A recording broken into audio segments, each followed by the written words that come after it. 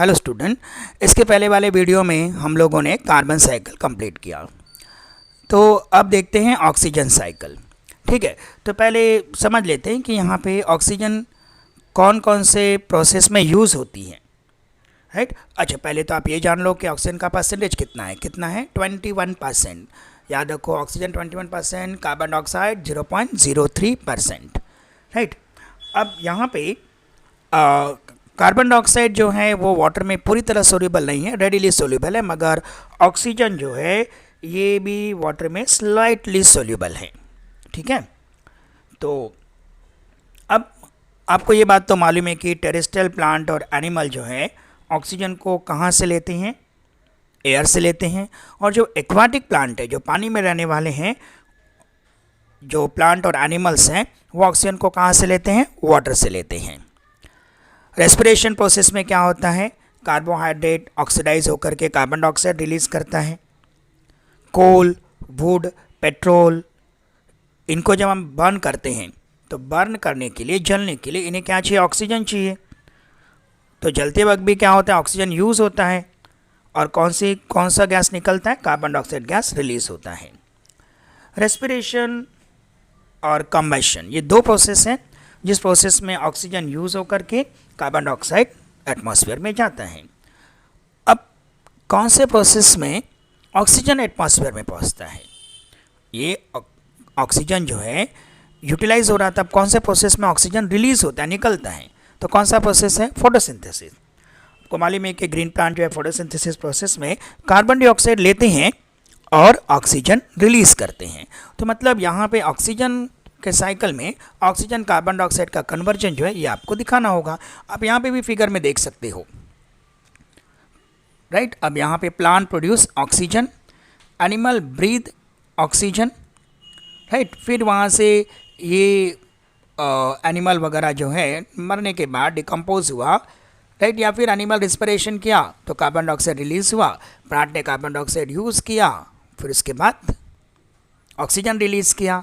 Night के समय, ये देखो ना थोड़ा डार्क दिखा ना, मतलब नाइट के समय प्लांट और एनिमल ने ऑक्सीजन लिया, तो इस वजह से इसका जर्नी क्या है? चलते रहता है।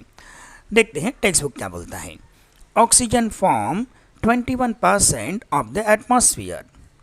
It is also present in the hydrosphere and lithosphere. तो एटमॉस्फेयर में 21% है और साथ में वाटर में भी है, क्योंकि ये वाटर में कैसा सोल्यूबल है? स्लाइटली सोल्यूबल है। ट्रू फॉल्स में आएगा, आपको लिख के देगा oxygen is highly soluble in water. Wrong, it is slightly soluble in water. Right. और साथ में कहाँ रहेगा? लिथोस्फीयर में। Circulation and recycling of oxygen with in a biosphere is called the oxygen cycle. Circulation and recycling of oxygen within the biosphere is called oxygen cycle. This cycle to include both biotic and abiotic component. Biotic component, plant, animals. Abiotic component, lithosphere, water, etc. Right? ठीक है। Oxygen is continuously produced as well as used up in the atmosphere. ये लगातार produce होती रहती है और use होती रहती है। प्लांट प्रोड्यूस करते हैं, एनिमल यूज़ करते हैं। Oxygen is highly reactive and it readily react with other element and compound. आपको मालूम है ना, ऑक्सीजन अगर किसी के साथ कंबाइन हो जाए तो ऑक्साइड बना देती है। कार्बन के साथ कंबाइन होगी तो carbon dioxide. Right. As oxygen is found in various form. अब ये ऑक्सीजन कौन कौन से फॉर्म में होती है? Like molecular oxygen, O2। क्यों बोला मॉलिक्यूलर ऑक्सीजन? क्योंकि यहाँ पर ऑक्सीजन के दो एटम मिला करके ऑक्सीजन का एक मॉलिक्यूल बनाते हैं करके मॉलिक्यूलर फॉर्म। कंपाउंड के फॉर्म में वाटर, H2O। फिर कार्बन डाइऑक्साइड के फॉर्म में CO2। इनऑर्गेनिक कंपाउंड में भी होता है, जैसे एसिटिक एसिड ले लो, etcetera. The oxygen cycle of the biosphere is extremely complex. Oxygen is release in the process of photosynthesis, whereas it is used up in the process like respiration, combustion, decomposition, corrosion, rusting, etc.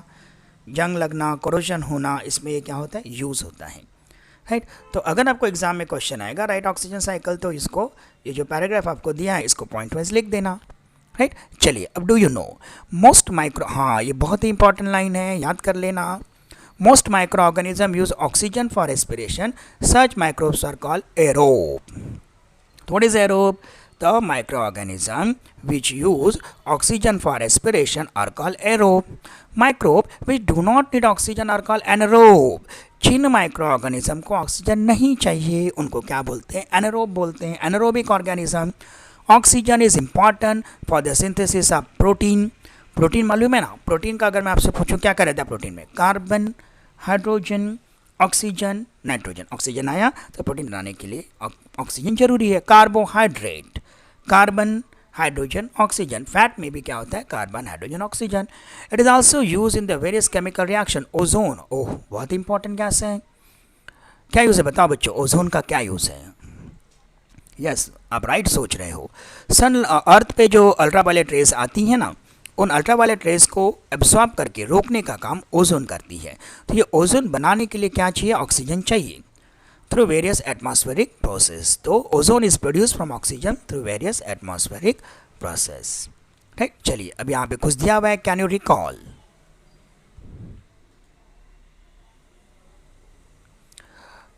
चलिए तो क्या कराइए, what is mean by nitrogen. हाँ, अब हम लोग बढ़ते हैं नाइट्रोजन साइकिल की ओर.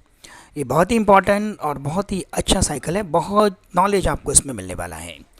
तो पहली बात है what is mean by nitrogen fixation. अब ये क्यों आया?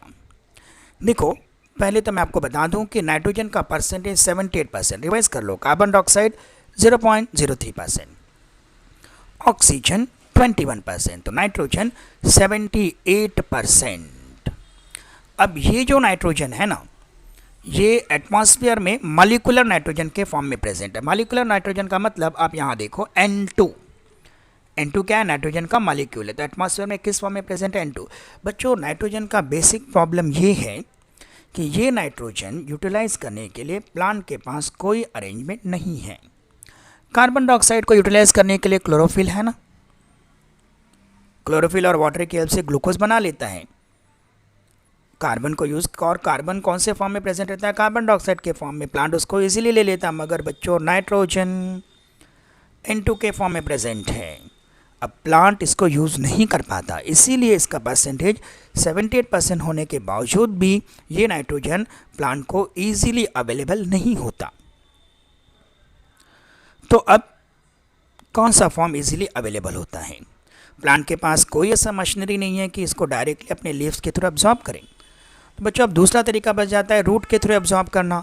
अब रूट के थ्रू एब्जॉर्ब होने के लिए वाटर में सोल्यूबल होना चाहिए, मतलब नाइट्रोजन, मगर नाइट्रोजन तो वाटर में सोल्यूबल है ही नहीं. तो फिर प्लांट इसको लेंगे कैसे? हाँ, तो इस प्रॉब्लम को सॉल्व करता है फिक्सेशन प्रोसेस. क्या होता है मालूम है? इसमें नाइट्रोजन एक ऐसे फॉर्म में कन्वर्ट होता है जिसमें ये वाटर में डिज़ोल्व हो जाए और इजीली प्लांट इसको एब्जॉर्ब कर ले.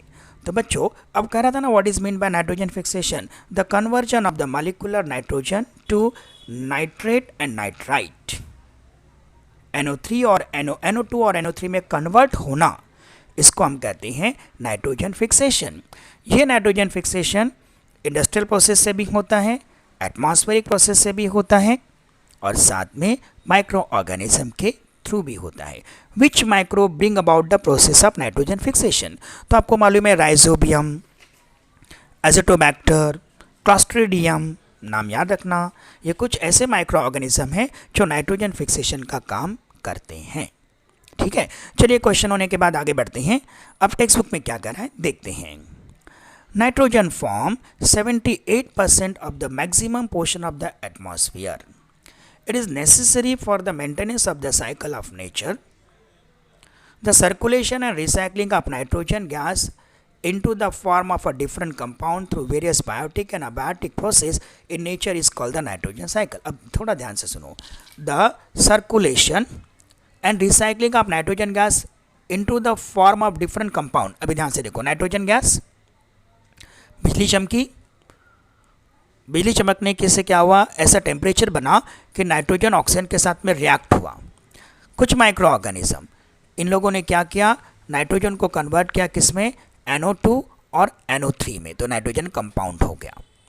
ये NO2 NO3 जो है वाटर में सोल्यूबल है. वाटर में सोल्यूबल है तो फिर डिजॉल्व होकर के इसको किसने यूज़ किया? प्लांट ने यूज़ किया. करके वो कह रहा है the circulation and recycling of nitrogen gas into the form of different compound, into the form of NO2, NO3, NH4 different compound हो गए through the various biotic and abiotic process। ये जो प्रोसेस था abiotic था, lightning micro organism के through conversion था तो biotic था। तो biotic and abiotic process in nature is called nitrogen cycle. तो इसको हम क्या कहते हैं? नाइट्रोजन साइकिल कहते हैं। All organism participate in the nitrogen cycle. It is an important component of protein and nucleic acid. हाँ, प्रोटीन फिर से बताऊँ, प्रोटीन किससे बना होता है? Carbon, hydrogen, oxygen, nitrogen. बच्चों नाइट्रोजन आया ना फिर से, तो it is an important component of protein and nucleic acid. Nucleic acid तो आपको मालूम है, डीएनए और आरएनए, इनके जो नाइट्रोजन, उनमें जो नाइट्रोजन बेसिस होते हैं एडेनिन, ग्वानिन, थायमिन, साइटोसिन, नाम ही क्या नाइट्रोजन बेसिस, तो नाइट्रोजन तो रहेगा ही। As compare to other element it is inactive and does not easily combine with other element. हाँ, जैसे ऑक्सीजन इजीली कंबाइन होकर के कार्बन डाइऑक्साइड बना रहा था, वाटर के साथ में H2O बना रहा था, मगर नाइट्रोजन इनएक्टिव है बच्चों, इतना आसानी से अदर एलिमेंट से कंबाइन नहीं होता है। Most organism can not use the free form of nitrogen. तो N2 जो है ना, मॉलिक्यूलर नाइट्रोजन, मैंने पहले बता दिया आपको, ज़्यादातर organism free form of nitrogen use नहीं कर पाते, करके नाइट्रोजन का कन्वर्शन NO2 और NO3 में होना जरूरी है। राइट, अब नाइट्रोजन साइकिल के इंपॉर्टेंट प्रोसेसेस, सबसे इंपॉर्टेंट प्रोसेस है nitrogen fixation. Definition, conversion of nitrogen into nitrate and nitrite through atmospheric, industrial and biological process। तीन तरीके से होता है, एटमॉस्फेरिक, इंडस्ट्रियल और बायोलॉजिकल प्रोसेस। आर्टिफिशियल प्रोसेस नहीं होता, atmospheric, industrial and biological process. Atmospheric lightning के समय, biological bacteria, rhizobium, Acetobacter, Clostridium, ये बैक्टीरिया के द्वारा, और इंडस्ट्रियल, इंडस्ट्री में हम जब फर्टिलाइजर्स प्रोड्यूस करते हैं तो वहाँ पर भी हम नाइट्रोजन का कन्वर्जन नाइट्रेट और नाइट्राइट्स में करते हैं। समझे? तो इसको क्या बोलते हैं? Nitrogen fixation. अगला है अमोनिफिकेशन। क्या होगा? अमोनिया बनना, release of ammonia through decomposition of dead bodies and excretory waste of organism. कोई एनिमल मर गया या उसका जो एक्सक्रीटरी प्रोडक्ट है, बैक्टीरिया क्या करते हैं? इसको डिकम्पोज करते हैं और डिकम्पोज करके उसका कन्वर्जन किस में करते हैं? अमोनिया में करते हैं। इसको क्या बोलते हैं? अमोनिफिकेशन। और ये कहाँ पहुँचेगा? सॉइल में पहुँचेगा, सॉइल से फिर प्लांट इसको एब्जॉर्ब कर लेंगे। Nitrification, yes, important point, conversion of ammonia into nitrite and then to nitrate. Ammonia याद रखना, नाइट्रिफिकेशन क्या है? अमोनिया फिर टूटेगा और टूट के क्या बनाएगा? नाइट्राइट एंड नाइट्रेट बनाएगा, तो उसको हम क्या कहते हैं? नाइट्रिफिकेशन। और denitrification, conversion of nitrogen compound into gaseous nitrogen. NO2, NO3 ये ब्रेक होकर के इसमें से ऑक्सीजन अलग होगा, फिर से क्या बना? नाइट्रोजन बना, उसको बोलते हैं डीनाइट्रिफिकेशन। राइट, तो ये सब बातें हमें याद रखनी है। तो किसके बारे में था? नाइट्रोजन साइकिल के बारे में। तो क्या याद रखना आपको नाइट्रोजन साइकिल के बारे में? मॉलिक्यूलर नाइट्रोजन जो है इतना इजीली अवेलेबल नहीं है। राइट, तो इसका फिक्सेशन होना जरूरी है। तो बच्चों यहाँ पे देखो, नाइट्रोजन कन्वर्ट हुआ किसमें? NO2 और NO3 में, लाइटनिंग प्रोसेस से, बायोलॉजिकल प्रोसेस से। ठीक है, तो यहाँ पे दिखा देखो NO2 और NO3, ये वाटर में डिजॉल्व हुए दोनों, इसको प्लांट ने लिया। प्लांट को किसने खाया? एनिमल्स ने खाया। प्लांट एनिमल डेड हो गए। डेड होने के बाद इसके ऊपर बैक्टीरिया, फंजाई, इन्होंने एक्ट किया और इसका कन्वर्जन किस में किया? डेड बॉडीज जो है इसका कन्वर्जन अमोनिया में। क्या मतलब? अमोनिफिकेशन हुआ। तो अमोनिया फॉर्म होना, अमोनिफिकेशन, फिर अमोनिया से नाइट्रेट और नाइट्राइट फॉर्म होना, इसको बोलते हैं नाइट्रिफिकेशन। फिर नाइट्रेट, नाइट्राइट, स्पेशल टाइप के बैक्टीरिया इसको किस में कन्वर्ट करते हैं? मॉलिक्यूलर नाइट्रोजन में। फिर डीनाइट्रिफिकेशन। तो ये प्रोसेस क्या है? डीनाइट्री, मतलब यहाँ पे हमें लिखना चाहिए डीनाइट्रिफिकेशन। समझे? राइट, तो ये आपका बहुत ब्यूटीफुल सा चैप्टर था, इसका नाम था, यस बोलो क्या नाम था? Energy flow and ecosystem. तो आपने देखा किस वे से एनर्जी इकोसिस्टम में फ्लो होती है। राइट, अब इसमें ऑब्जेक्टिव के लिए एक बहुत ही इम्पॉर्टेंट चैप्टर है। राइट, तो आप ऑब्जेक्टिव जिसके अच्छे से प्रिपेयर करो। जब आप इसको देखोगे तो क्या करना? साथ में टेक्स्ट बुक लेके बैठना। राइट, अगर मैं आपसे पूछता हूँ The interrelationship among the different living organisms in an ecosystem for energy transfer is called dash. The interrelationship among the different living organisms in any ecosystem for energy transfer is called food chain, food pyramid, energy pyramid, food dependency. Energy transfer के लिए जो inter relationship है उसको क्या बोलते हैं? तो बच्चों क्या आंसर आएगा? आपके चार ऑप्शंस हैं, food chain, food pyramid, energy pyramid, food dependency. तो इसमें से आपने क्या अच्छी तरह सुना हुआ है?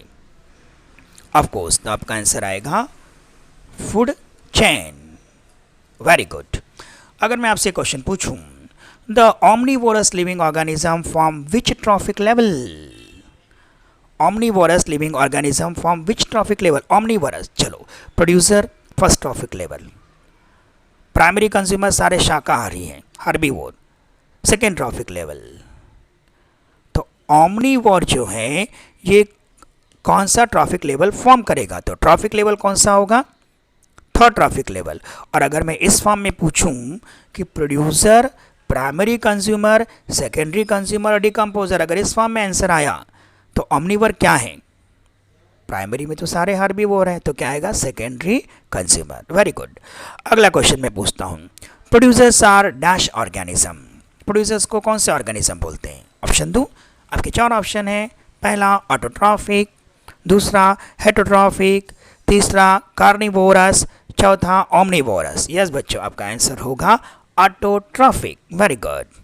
Lizards on the wall and lizard in the garden are different in their trophic level, feeding style, habitat, mode of nutrition. थोड़ा सा अलग टाइप का क्वेश्चन है, राइट? तो ट्रॉफिक लेवल पे तो सेम ही रहेगा, सब जगह इंसेक्ट खाएगा। फीडिंग स्टाइल में भी वो इंसेक्ट ही खाने वाला है। उसका हैबिटेट अलग है ना, एक गार्डन में है और एक कहाँ पर है? दीवार पर है। तो किस में चेंज है? हैबिटेट में। तो आंसर क्या आएगा? Habitat. Why is tiger said to be on the third trophic level? Tiger को थर्ड ट्रॉफिक लेवल पे क्यों रखा गया है? देखिए कितने फनी ऑप्शंस हैं। Because tiger is a force animal, एकदम डरावना जानवर है। Because tiger depend upon the flesh of other animal. Because tiger feed on secondary consumer. Because tiger feed on primary consumer. तो क्यों है उसको थर्ड ट्रॉफिक लेवल पे क्यों रखा है? Because tiger feed on secondary consumer. Very good बच्चों, ठीक है।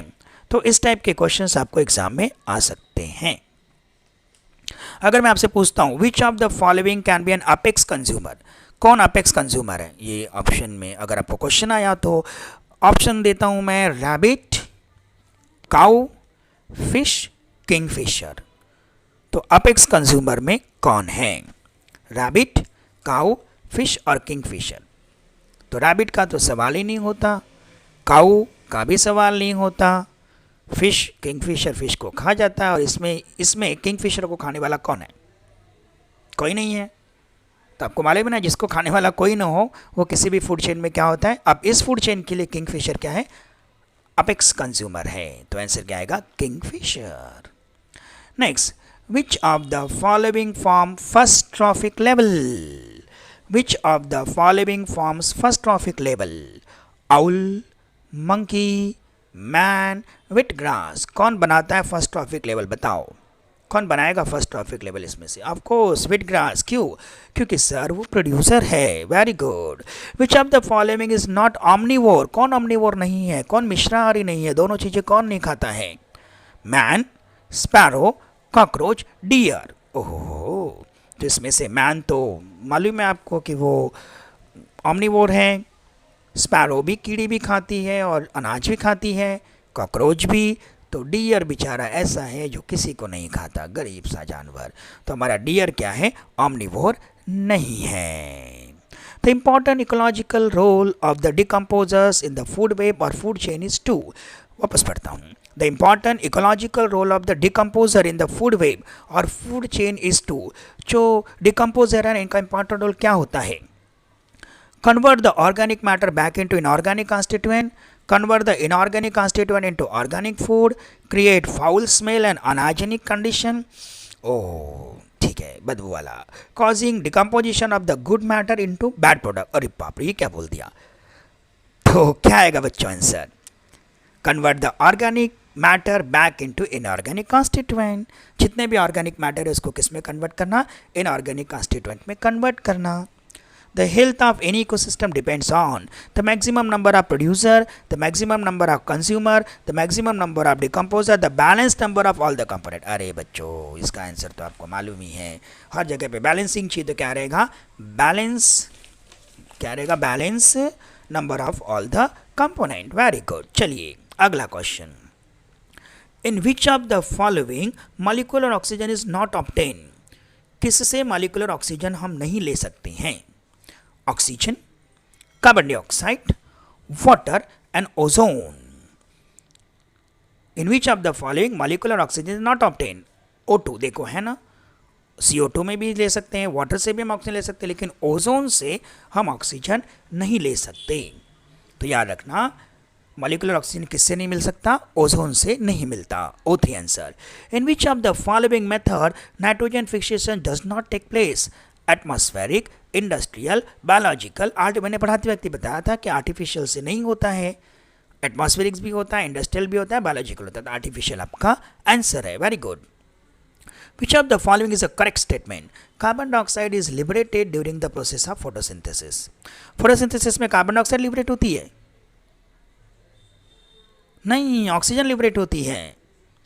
तो रॉन्ग है, करेक्ट बताना है। Carbon dioxide is release into the atmosphere due to respiration. Yes, respiration में कार्बन डाइऑक्साइड एटमॉस्फेयर में रिलीज होती है, मतलब हमारा बी क्या है? करेक्ट स्टेटमेंट है। और देखते हैं, the proportion of carbon dioxide and oxygen is same in the atmosphere. नहीं रे बाबा, प्रोपोर्शन कहाँ सेम है? वो 0.03% है और ये 21% है, तो प्रोपोर्शन सेम नहीं है। The proportion of nitrogen is minimum. ओहो, उल्टा बोल दिया, मैक्सिमम है, 17% है, मिनिमम तो ये भी रॉन्ग स्टेटमेंट है। विच of the abiotic factor has sedimentary cycle? अच्छा, कौन सा अबायोटिक फैक्टर जो है सेडिमेंट्री साइकिल को फॉर्म करता है? ऑक्सीजन। ओ, सेडिमेंट्री नहीं, गैसियस है। Carbon gaseous. Phosphorus, yes, phosphorus किसी गैस के फॉर्म में नहीं है, तो फास्फोरस क्या? सेडिमेंट्री है। नाइट्रोजन भी गैसियस है, तो हमारा आंसर आएगा phosphorus. Very good. Which ecosystem is said to be in balance? बता रहा है, आपको ऑप्शन दिया, बताओ कौन सा इकोसिस्टम बैलेंस है? The ecosystem in which wild animals are not present.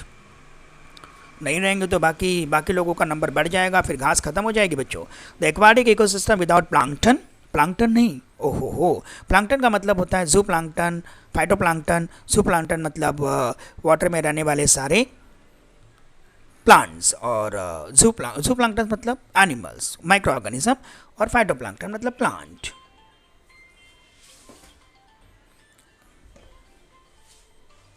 The ecosystem with a proper food chain and food web. ऐसा इकोसिस्टम जिसमें प्रॉपर फूड चेन और फूड वेब है, क्या वो बैलेंस इकोसिस्टम है? यस, ऑफ कोर्स यही answer होगा ना बच्चों, प्रॉपर फूड चेन और प्रॉपर फूड वेब है। Ecosystem without decomposer organism. My God, अगर डिकम्पोजर नहीं होंगे तो क्या होगा? सब जगह पे लाशों के ढेर लग जाएंगे, जो भी एनिमल प्लांट मरेंगे उनका बॉडी डिकम्पोज ही नहीं होगा, तो ऐसा इकोसिस्टम तो नहीं चलेगा ना बच्चों। ओके बच्चों, तो कैसा लगा अपना रैपिड राउंड जिसमें हमने ऑब्जेक्टिव क्वेश्चंस कवर किए?